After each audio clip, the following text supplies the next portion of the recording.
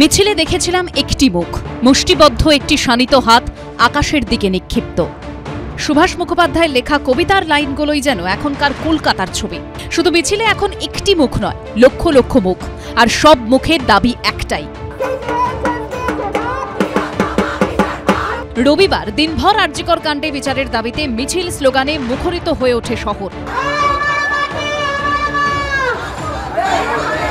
এই যে মিছিলে আমি রয়েছি, অর্থাৎ ক্যালকাটা গার্লসের প্রাক্তনীরা, এই মিছিল শুধু প্রাক্তনীদের নয়, সাধারণ মানুষ অংশ নিয়েছেন। এবং তুমি দেখতে পাচ্ছ এই মিছিলের ছবি এই মুহূর্তে মোবাইলের ফ্ল্যাশ লাইট জ্বালিয়ে তারা প্রতিবাদ করছেন। আমাদের তো একটাই দাবি, বিচার পাক। এমনি কত অভয়া, কত তিলোত্তমা যে এই দেশে আছে, যারা খুঁজে কোনোদিন পাওয়া হয়নি আর হবেও না, তাদের সবার জন্য আমরা দাঁড়াচ্ছি। মেয়ের ওপর হওয়া অন্যায়ের প্রতিবাদে সরব হয়েছেন মায়েরাও।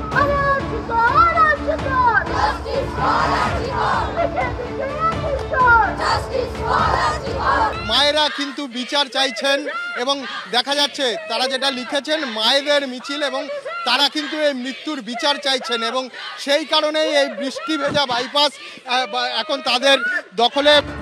প্রতিবাদের মিছিলে ছিল উলু আর শঙ্খধ্বনি, অশুভ বিনাশের জন্য হাতে ঝাঁটা।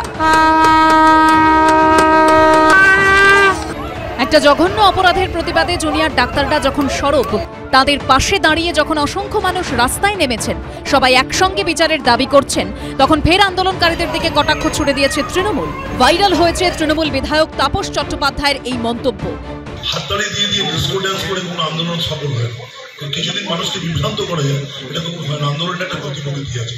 তবু রাজ্যের মুখ্যমন্ত্রী তিনি বসে থাকলেন 2 ঘন্টা, কালকে তিনি নিজে আসেন, সবাইকে বললেন বাড়িতে ডাকবেন। একটা বাচ্চা ছেলে বৃষ্টিতে ভিজলে বলছেন চা খেয়ে যান, আজ কিছু না করে মোটামুটি চা খেয়ে যান। এমন ব্যাপার আমরা এই সৌজন্য দেখাতে পারবো।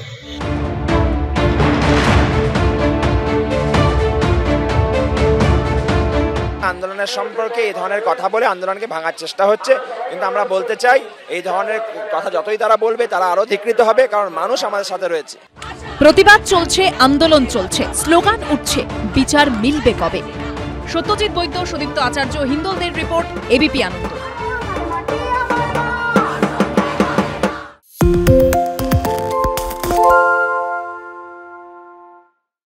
সত্য অন্তহীন, সত্যের খোঁজও তাই, সত্য সন্ধানে তাই আমরা অক্লান্ত, অকুতভয়। এবিপি আনন্দ নতুন ভাবনার প্রতীক, যা মনে মুক্ত, তথ্যে যুক্ত এবং যাবতীয় সীমানার বাঁধন থেকে মুক্ত।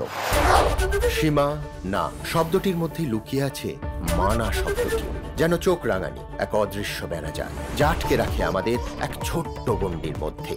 একমাত্র সঠিক খবরই গড়ে তুলবে এক মুক্ত সমাজ। সেই জগৎ গড়ার লক্ষ্যে কোনো সীমানার ঠুকুটি আমরা মানব না।